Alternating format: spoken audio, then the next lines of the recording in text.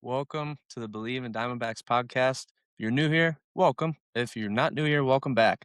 For the first time in this podcast history, I am coming at you guys with some video. I'm really excited. I got a little bit of a background set up, been moving things around lately, so haven't really had a chance to set up a quote studio, but here we are. If you like the video, let me know. If you think I should change some things, let me know in the comments. I would really appreciate the advice. But without further ado, let's jump right in. So it's been about 10 games since the last time we've spoke. They have gone pretty well, pretty well. The 13 game stretch against the Rockies and Giants, the D-backs went almost as good as it could have gone. They went 11-2 against the two clubs. Not bad. Not bad if you ask me. I understand they're below 500. I understand they're not in the top three of the NL West. I understand they're not playing good baseball, but that's what good teams do. Good teams take down bad teams. Bad teams struggle against the bad teams. You look at years back, you look at years past of this team, and you'll see they struggle to beat these below 500 or subpar teams. So I'm happy to see that the D backs have kind of turned a new page and are beating these teams that they should beat. But without further rambling on for this one here, we're going to go through a little game by game of where we've been since our last time we've spoke. This was a stretch the D-backs needed to have. Like I said, 13 games, 11 wins. Pretty good. The D-backs sit currently at a record of 31-24. They are 7 games above 500. They have won 5 games in a row. They have won 5 games in a row twice in their last 11 games. Not bad at all. They are currently on an off day today. They will be heading up to Seattle. I believe they're already up there, but they'll be taking on the Seattle Mariners this weekend before they come home for a very long homestand. So very excited for that, but we'll get to that later on. But the series, the last time we spoke was right after the Rockies series, I believe, in Denver. They did win that series. Then they came home and they took on the Giants. Then they took on the Rockies once again. And then this series had just concluded in San Francisco against the Giants. Really weird stretch, but we'll take it. So game one of the Giants series was a fun one, a very fun one. It was a home game that saw the Diamondbacks win 12-2. It was a blowout. And how about a 6 pitch of the game grand slam? You ever heard such a thing? I don't think I have. Let me tell you how that went down. This was pretty cool. I was at this game and I showed up late. Unfortunately, I did not get to see the Nolan Arenado grand slam, but I did get to see the rest of the blowout. So the first 3 batters of the game for the Giants, a fly out, and a strikeout. Not bad. The batters for the Diamondbacks, check this out here. Ketel Marte, 2 pitches in play. He gets a single. Okay. Corbin Carroll, first pitch, gets a single. You got 2 runners on there. Then you got Geraldo Perdomo. He grounds into a fielder's choice, but there was an error. So Ketel Marte makes it to third, Jerry on to first. You got yourself bases loaded, and quick math there. That's only the 4th pitch of the game. Nolan Arenado takes a ball, and then Nolan Arenado sends a ball to a lucky fan in the left field bleachers. A grand slam to start the game, and they would never trail after that. They held the lead for the rest of the game, and they would win 12-2. But some things that stood out in that one. Obviously, a grand slam on the 6th pitch of the game stands out pretty good there. Ketel Marte, he had a sac fly later on in the game. Tim Tawa had a 2-run single, so that was pretty cool. Gabriel Moreno hit a 2-run homer, 1-run double from Ryan Waldschmidt, a 1-run single from Ketel. Nolan Arenado reached on an error to shortstop, and there was a run scored off of that. And that would be the end of the scoring for the D-backs. So starting pitchers for that game, Robbie Ray, he got roughed up. It was bad. Once a Diamondback, always a Diamondback. Maybe he's still rooting for his old squad and throwing some not great pitches, but 4 and a third inning, 11 hits, 10 runs, 9 of them earned, 1K. 1K. Not bad. And 2 walks, 2 homers, one of them being a 2-run and one of them being the grand slam to Nolan Arenado. So shout out to Robbie Ray for showing some love to the D-backs there. Zach Allen was a starter for the D-backs in that game. He would go for 6 innings, 4 hits, 2 runs, both earned, 5 Ks, and a walk. And he did allow a home run to Willie Adames. So not bad. Ketel Marte goes 2 for 4, 2 ribbies, 2 runs scored. Corbin Carroll goes 2 for 4 with a run scored. He did get an extra base hit, and you'll never guess what it was. It was a triple. Shout out to Corbin. Jorge Barosa came in later into the game for Corbin. He went 0 for 1. Geraldo Perdomo 1 for 4. Nolan Arenado 1 for 4 with 4 RBIs and a run scored. James McCann would come into the game for Nolan Arenado. He would go 1 for 1, but unfortunately, he would pull his hamstring on the way to first base and get himself onto the IL. Not ideal, but he will be back soon, I believe. ADC also came into the game there. He would go nothing. He didn't even get up to the plate. Ildemar Vargas, 2 for 5, 2 runs scored. Gabriel Moreno, 2 for 5 with 2 RBIs and 2 runs scored. For Jose Fernandez, 1 for 3, a run scored.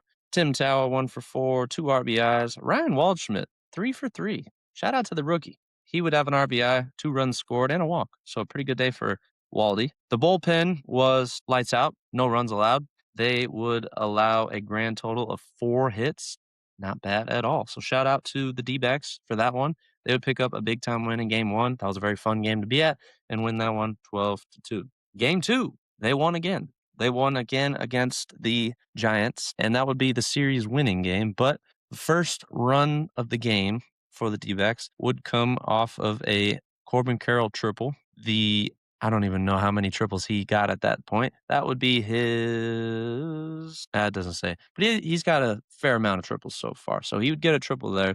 Then it turned into a 2-1 deficit for the D-backs. So they trailed in this game. They would go all the way down 3-1. Not good. 3-1 deficit. The Diamondbacks won 5-3. They would score 4 unanswered runs, including a guy that hit a home run to get himself in the I'm back category. Ketel Marte would hit a walk-off 3-run homer to win the game. And ever since then, it's been smooth sailing, but I'll get to that later on. Ketel Marte would finish this game only 1 for 5, 3 RBIs, all from that 3-run home run. It wasn't about that. It was about that hit. If you saw the game, you know what I'm talking about. He hits the ball. It was a no doubter. The whole stadium knew it. He knew it. He just turns around, looks at the dugout, flips his bat in the air, takes his helmet off, flips his helmet in the air, and does a very slow stroll over to first base before he would round the bases after his walk-off home run. That was his first walk-off home run in his career. I'm sure he felt pretty good about that. So that was a big moment there. It would win the series. Also, shout out to Ryan Nelson. He would go for 7 innings, 8 hits, 3 runs, all earned, 3 strikeouts, 2 balls, and 2 walks, and 2 homers. Not bad. But like I said, series win. So they would win game 2 out of 3, and then game 3 out of 3. They would also win that one by a final score of 6-3. Starting pitcher for the Diamondbacks in this one was Mr. Mainstay, Merrill Kelly. 6 innings, 8 hits, 3 runs, all earned, 4 strikeouts, no walks. Not bad, Merrill. Paul Sewald would play in this game as well. He would get a save. That would be good enough for his 11th of the season. Ketel Marte. Did I mention that he might be back? 3 for 3, 2 RBIs. He had a home run. Not bad at all. He also had a double. So he had a double, a home run, and a bunt single, and a walk. He was on base every time in game 3 out of that series. Ildemar Vargas would go 0 for 4. Geraldo Perdomo 1 for 3. ADC 0 for 4. Lourdes Gurriel Jr. 0 for 4. Jose Fernandez 2 for 4. Jorge Barosa 0 for 3. Tim Tower 1 for 3. Ryan Waldschmidt 2 for 3. And that was it for the bats. So no Corbin Carroll in this one. He just had the day off, but deserving for a guy like Corbin. So a 3-game sweep against the Giants. Not bad. That point, they would find themselves at 5-2 against the Rockies and Giants in the 2 series, respectively. So then they would have another series against the Rockies, this time in Phoenix. Starting pitcher for the D-backs was Eduardo Rodriguez, and he had, believe it or not, an awesome outing. He would go for 7 innings, 4 hits, no runs allowed. He would also have 4 strikes and only 1 walk. Good day for E-Rod. Much needed. He didn't get the win. He did not get the win. Can you believe it? He did not get the win in that game. Unfortunately, there was not enough runs scored at that time, so E-Rod would not get the win. It would go to Paul Sewald. It'd be his first win of the season. Juan Murillo, unfortunately, had a blown save in this game. But the hero of the day, Mr. Corbin Carroll, coming off of a off game. He did not play in the game before, but he did in this one, and he got a walk-off single to beat the Rockies 2-1. Pretty good day there. The Rockies put up a really good fight in that game. I give them a lot of respect for that. It was a 2-1 victory for the D-backs, like I mentioned, so a win is a win there. In game 2 of the series, unfortunately, their win streak would come to an end, and they would not get their 6th straight win for the first time since 2024, unfortunately. But they would lose this game 3-4 against the Rockies. Sugano, very talented pitcher for the Rockies. 6 2/3 of an inning, two runs allowed on 6 hits, 3 strikeouts, 1 walk. He had a pretty good day there. Senzatella would be the winning pitcher for the Rockies. He would get his 4th win of the season. The pitcher for the D-backs didn't even do bad. That was a sad thing. Michael Soroka would get the start. He would go for 6 innings, 4 hits, 1 run, 2 strikeouts, no walks. Pretty good day for Soroka, but unfortunately the run support was not there as they only scored 2 runs. Rockies would go on to win that game 3-2, and we would have ourselves a tied series. So then you got to start thinking, okay, the best they can do here is still win the series, but they can also lose the series here. They can also split the series. That's the thing with the 4 game sets. I'm not a huge fan of them, but you can neither lose the series, split the series, or win the series. But they want to win the series. So how are they going to do that? They're going to win game 3. They're going to win game 3 of this series by a final score of 5-4. There was no walk-off this time, unfortunately, but they got the win. Starting pitcher for the Diamondbacks in this one was Zach Gallen. He got a win on this one, but he wasn't the greatest outing-wise. 5 1/3 innings, 6 hits, 3 runs, all earned, 6 Ks, and 2 walks. Not bad, not great. Better than his other outings this year so far, though. Paul Sewald would go to get his 12th save. But Ketel Marte, as I mentioned, he might be back. Ketel Marte would go 3 for 4 in this game with 2 RBIs, another home run, another one, and a walk. So, pretty good day for Ketel. Corbin Carroll would go 1 for 5. Geraldo Perdomo 2 for 4. Nolan Arenado 1 for 4. Ildemar Vargas 0 for 3. Gabriel Moreno 1 for 4. Jose Fernandez 0 for 4, unfortunately. Tim Towle 1 for 3. And Ryan Waldschmidt 2 for 4. Not bad at all. The bullpen did pretty good besides Brandon Pfaadt, unfortunately. He would come in for 1 2/3 of an inning, 2 hits, a run allowed, but he didn't blow the game. That's all that matters. Diamondbacks won this one 5-4. They led by as much as 5-2. So they did allow the 2 runs at the end. But like I said, they got it done. Paul Sewald got another save. So that's a tied series at the moment. No, they led the series at this time. They got to win the last game to win the series, though. So how do they do that? By doing just that. Sunday, the 24th, they left no doubt on the board for this one. They took it big time. They put a beating to the Rockies, winning by a final score of 9-1. They had a 9-run lead in this game. They did not allow a run until the top of the 8th inning to the Rockies. So dominant performance. And guess who? Ryan Nelson. 8 innings, 6 hits allowed, only 1 run across, 3 strikeouts, 3 walks. That's a pretty dang good day, if you ask me, for Mr. Nelly. The top 2 guys in the lineup had the best day for sure, though. Ketel Marte went 3 for 4 with 3 RBIs, 3 runs scored. He would go on to get 2 doubles and a single. Pretty good day for Ketel. Then you also have Corbin Carroll, who would go 4 for 4 with 2 RBIs and a run scored.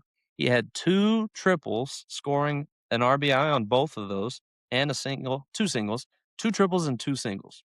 Pretty good day right there.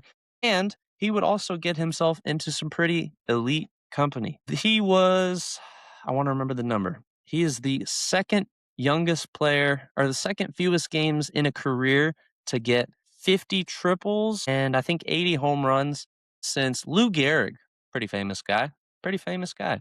That's it. Yeah, it was Lou Gehrig and Corbin Carroll to ever do that in a certain amount of games. I will get to that later, but yeah, pretty cool. He also found himself jumping into the second overall in franchise history for triples. I don't even think he's been on the team for 4 years. Pretty cool. He needs 1 more triple to pass, I believe, Steven Drew to get the all-time lead in franchise history. So if he gets 2 more, he'll break the record. 1 more to tie, 2 more to win it. So where is he? Right here.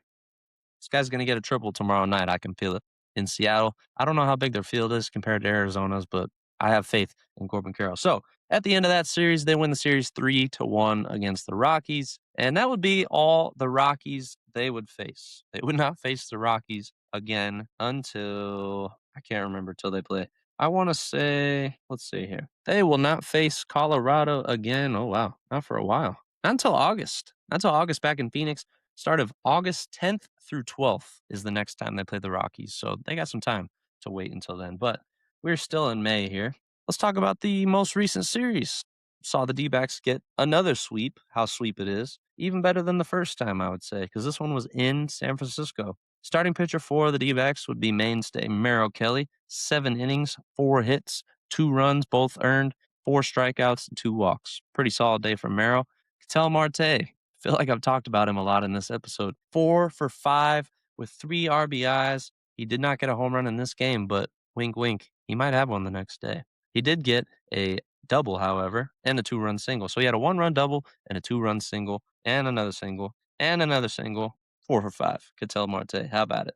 Corbin Carroll would go 2 for 5 in this one. Geraldo Perdomo 1 for 5. Nolan Arenado with an 0 for. ADC would go 1 for 2. Hildemar Vargas 0 for 2. Ryan Waldschmidt, probably the worst game of his career so far. Hopefully it stays that way. 0 for 5. Not ideal for Waldy, but he'll bounce back. Gabriel Moreno 1 for 3 with a home run. Jose Fernandez 1 for 4. Tommy Troy 1 for 3. And Jorge Barroso would enter the game for Troy, but he would not get up to the plate. So Diamondbacks would win this one by a final score of 6-2.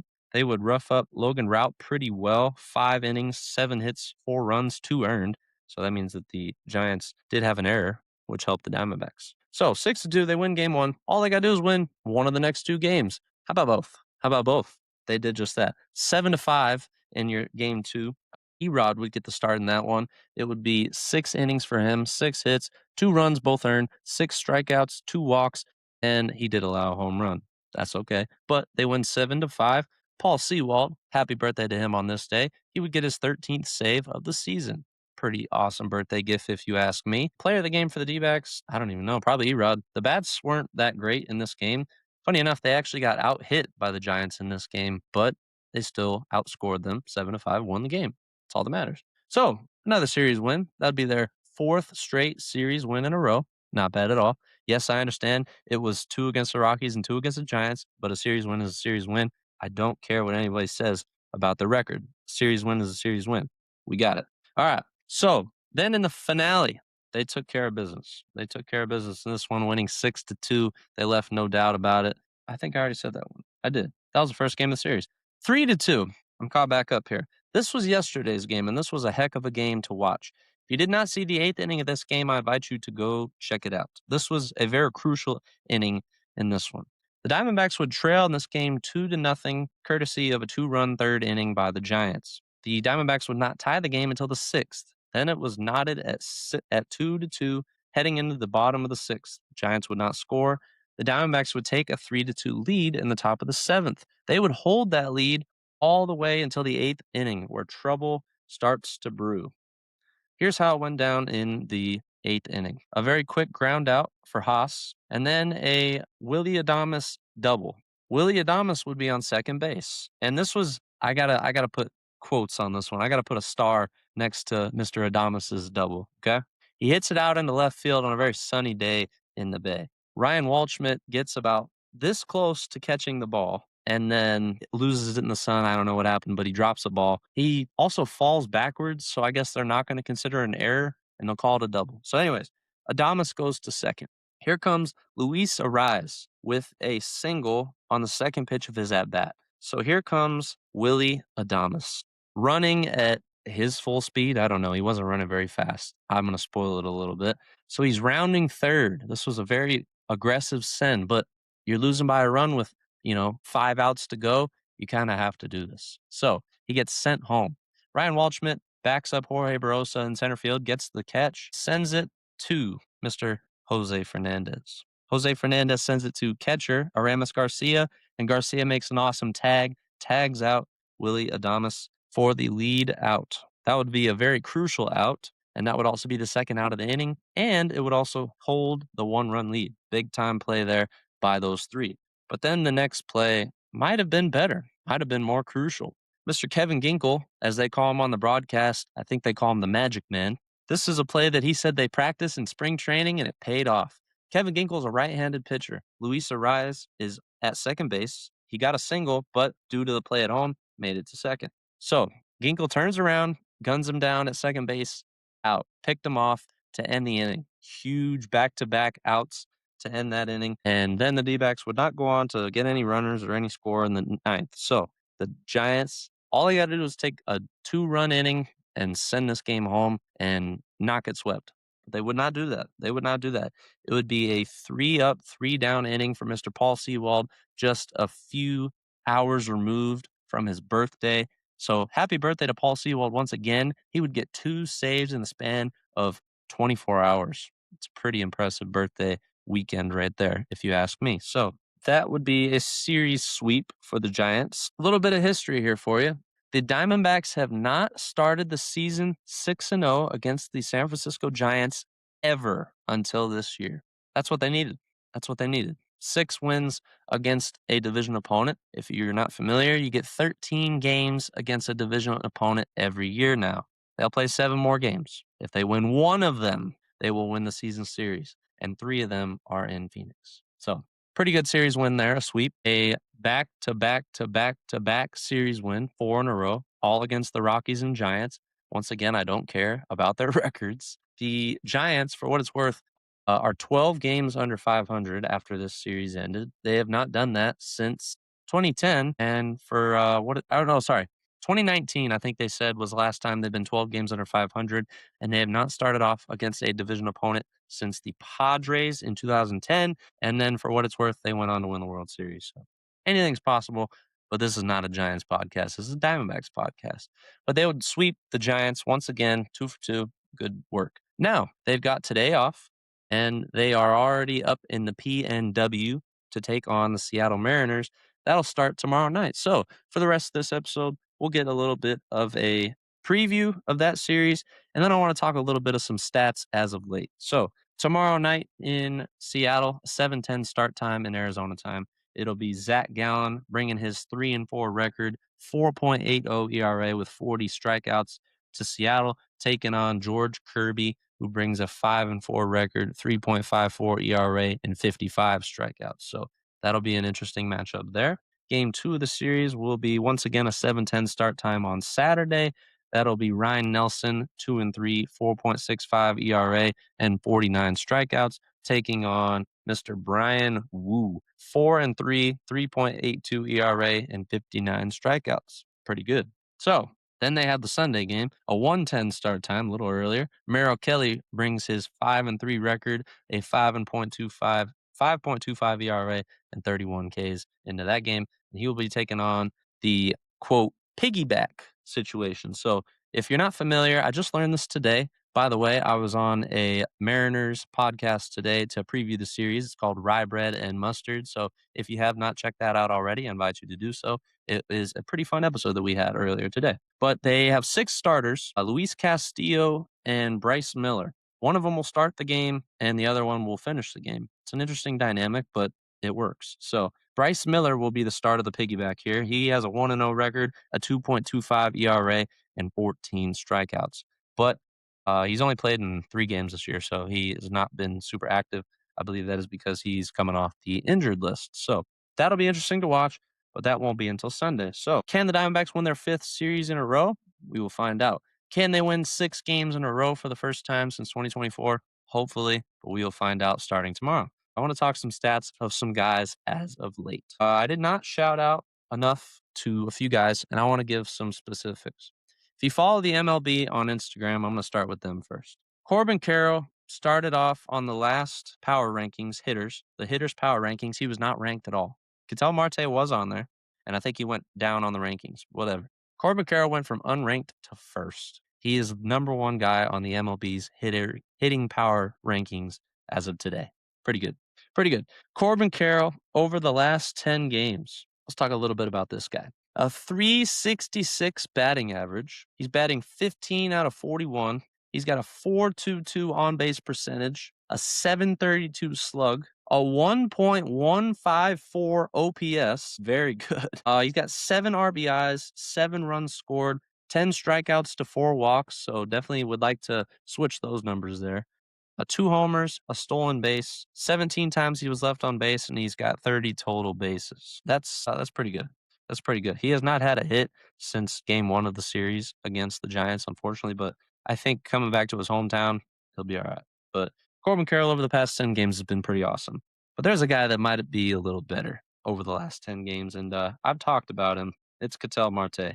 Ketel Marte over the last 10 games. Let's talk about this here. A 5.12 average, a 5.12 batting average for Ketel, a 5.32 on-base percentage, a 9.07 slug, He's got a 1.439 OPS. He's 22 of 43 in his last 10 games, 17 RBIs, 13 runs scored, 3 strikeouts. He's seeing the ball very well, 3 walks, 4 homers. He's been doing really, really well lately. And I think there's a good chance he can win Player of the Month. I do. Because over his last 20 games, and that starts from May, beginning of May, he's batting 369, 21 RBIs, 17 runs, 4 homers. I think it might be safe to say that Ketel Marte could be your NL Player of the Month, on top of being NL Player of the Week last week. So shout out to Ketel. That would be a pretty cool feat to do. A guy that started off the season pretty hot has kind of cooled off a little bit. Unfortunately, it was kind of expected. Ildemar Vargas, over his last 10 games, he's batting 171. He's got 4 RBIs. He's batting 6 of 35. Not ideal. 5 strikeouts, 2 walks. Definitely cooling down a little bit, but I mean, after starting off the season on a 24 game hitting streak and 27 in total, including the 3 games from last year, it's pretty impressive. So I'll cut him some slack. But Vargas has cooled down a little bit. Nolan Arenado, who did have a groin injury in the second game of the series against the Giants, he is listed as day to day, but his month of May has been pretty solid.